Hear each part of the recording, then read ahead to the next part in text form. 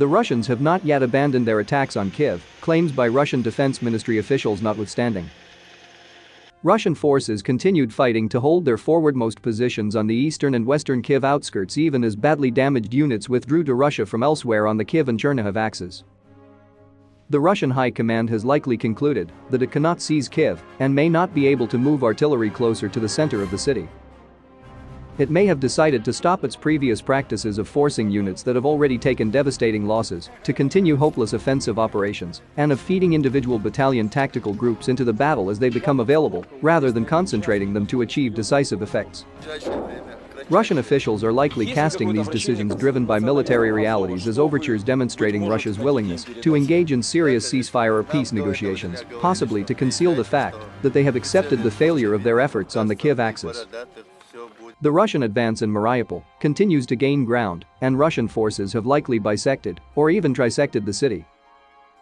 Pockets of Ukrainian defenders continue to hold out in Mariupol, likely in several areas, but the Russians will likely complete the conquest of the city within days.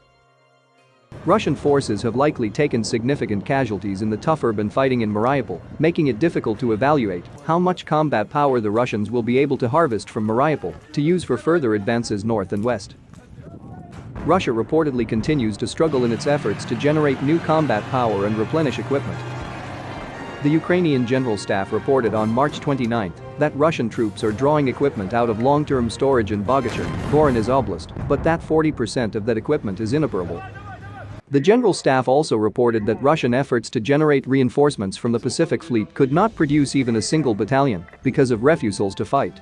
We have no independent confirmation of these assessments, but Russian Defense Minister Sergei Shoigu's March 29 statement that Russia would not deploy conscripts to hot spots corroborates assessments of Russian soldiers' unwillingness to enter the war. The UK Ministry of Defence reported on March 28 that the Wagner Group is deploying forces, including senior leaders, to eastern Ukraine to make up for heavy Russian combat losses. And now let's see the latest videos. Ukrainian Ministry of Defense released a video of the aftermath of the latest push out of Kharkiv towards Malaya Rohan and the E40 highway in the direction of Chugiv.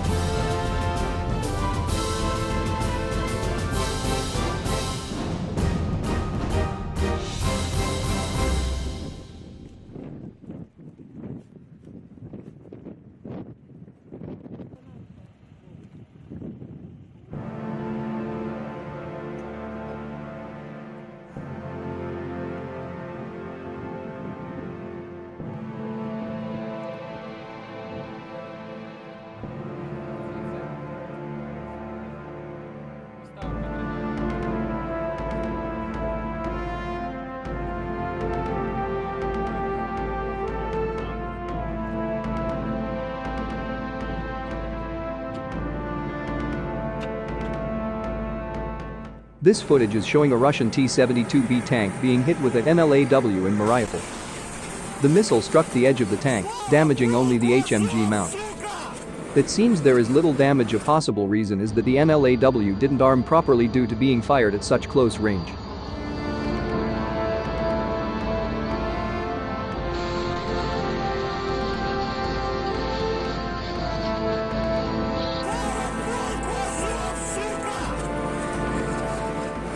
Video posted 2 days ago apparently showing a Ukrainian strike on Russian vehicles. Now a destroyed Russian T-72B3 tank with a roof screen and 2 captured T-72B3 reportedly from Mariupol.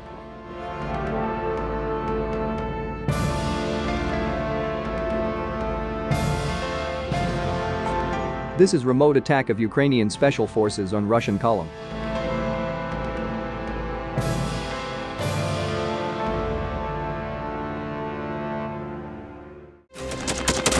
Thanks for watching. And don't forget to subscribe.